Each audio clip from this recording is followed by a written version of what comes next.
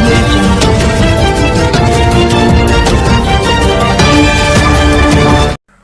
नमस्कार, super India news TV में आपका स्वागत है। मैं हूं राजेश आर्य। आइए देखते हैं विशेष समाचार। मंथन का अवसर भी है अमृत महोत्सव। सत्ता समीकरणों का खेल जैसे चल रहा है, उससे जाहिर है कि देश जो कभी लक्ष्य था अब निजी साधन होता जा रहा है। देश एक विलक्षण शब्द है। एक और तो वह स्थान को बताता है और तो दूसरी ओर दिशा का भी बोध कराता है और गंतव्य लक्ष्य की ओर संकेत करता है। देश धरती भी है जिसे वैदिक काल में मातृभूमि कहा गया। इसी मातृभूमि के लिए बाकिम बाबू ने प्रसिद्ध वंदे मातरम गीत रचा। इस देश गान में सस्य श्यामल सुखद वरद भारत माता की वंदना की गई है। गुलामी के दौर में देश में सबके प्राण बचते थे और देश पर विदेशी के आधिपत्य से छुड़ाने के लिए मातृभूमि के वीर सपूत प्राण न्यौछावर करने को तत्पर रहते थे। देश के प्रति ये उत्कृष्ट लगाव स्वदेश के प्रति निष्कपट प्रेम में व्यक्त होता था। कविवर गया प्रसाद शुक्ल सिन्ही के शब्दों में कहे तो वह हृदय नहीं पत्थर है जिसमें स्वदेश का प्यार नहीं। स्वदेश एक तरह से चैतन्य के भाव से जुड़ा हुआ था जिसके समक्ष सब कुछ छोटा हो जाता था। एकजुट होकर देशवासियों ने अन्याय के विरुद्ध अनोखी लड़ाई लड़ी और देश राजनीतिक रूप से आजाद हो गया। यह अलग परंतु जरूरी सवाल है कि अंग्रेज विरासत में कैसा भारत छोड़कर गए। उन्होंने न केवल भारत भूमि को खंडित किया बल्कि यहाँ के समाज, उसके मानस और आचार व्यवहार को भी तरह तरह से विभाजित और विषाक्त किया। फलतः स्वतंत्रता मिलने के बाद स्वदेशीभिमान और देश प्रेम जैसे विचार दकियानुसी से लगने लगे और चलन से बाहर होते गए। मातृभूमि के साथ देश सेवा का भाव आता था, पर राष्ट्र राज्य बन जाने पर शासन करने और सत्तानशी होकर प्रभुता पाने का भाव आने लगा। आज अनेक प्रदेशों में सत्ता समीकरणों का खेल जिस प्रकार से चल रहा है, उससे साफ जाहिर है कि देश जो कभी लक्ष्य था अब निजी साधन होता जा रहा है और देश सेवा के नाम पर तरह तरह से आत्मगौरव का विस्तार ही एकमात्र उद्देश्य होता जा रहा है। लोक व्याप्ति की जगह राजनीति का व्यापारीकरण तेजी से हो रहा है और सरकार बनाने के लिए लोक लुभावन नारे वायदे किए जाने की परंपरा चल पड़ी है। राजनीतिक दलों द्वारा मतदाताओं के आगे चारा फेंकने के विविध उपाय चुनावी तैयारियों की रणनीति का मुख्य भाग हुआ करता है, जो प्राय जीतने के साथ ही विस्मृत हो जाते हैं। संसद चलाने से ज्यादा उसे ठप करने के लिए जतन किए जा रहे हैं और उसे जायज भी ठहराया जा रहा है। इन सब राजनीतिक कसरतों के बीच स्वदेश का व्यय मूल सरोकार खोता जा रहा है, जिसके साथ स्वदेशी शासन की कामना अंग्रेजों के अधीन भारत में देश सेवकों द्वारा की गई थी।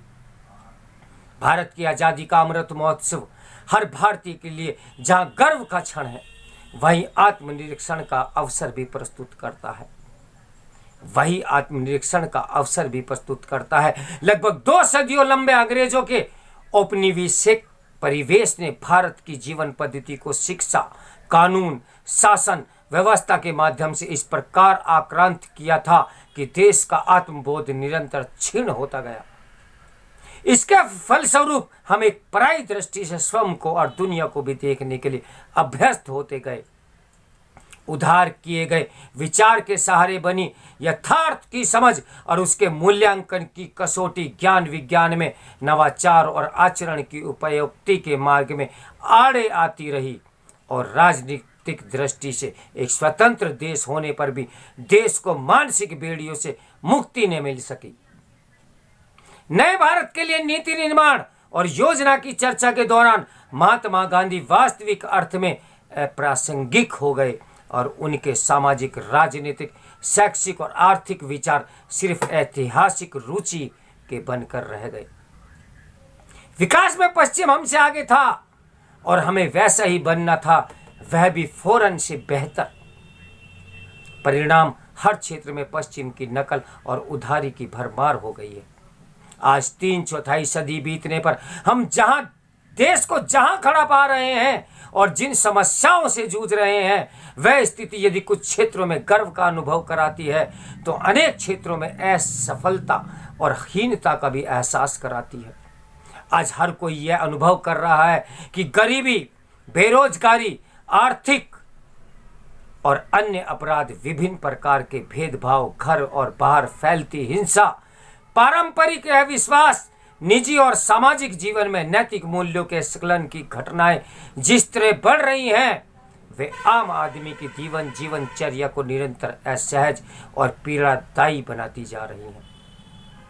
छल छंदम, दिखावा, लाल फीताशाही, भाई भतीजावाद, चापलूसी और अकर्मण्यता के चलते उत्कृष्टता की दिशा में आगे बढ़ने में आने वाली अनेक बाधाएं लोगों में शोम पैदा कर रही है।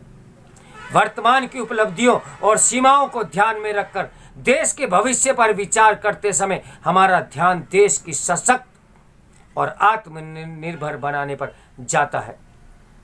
इस लक्ष्य को पाने के लिए स्वदेशी का विचार स्वधर्म के रूप में उभर कर आता है, जो सकारात्मक कार्य संस्कृति को संभव कर सकता है।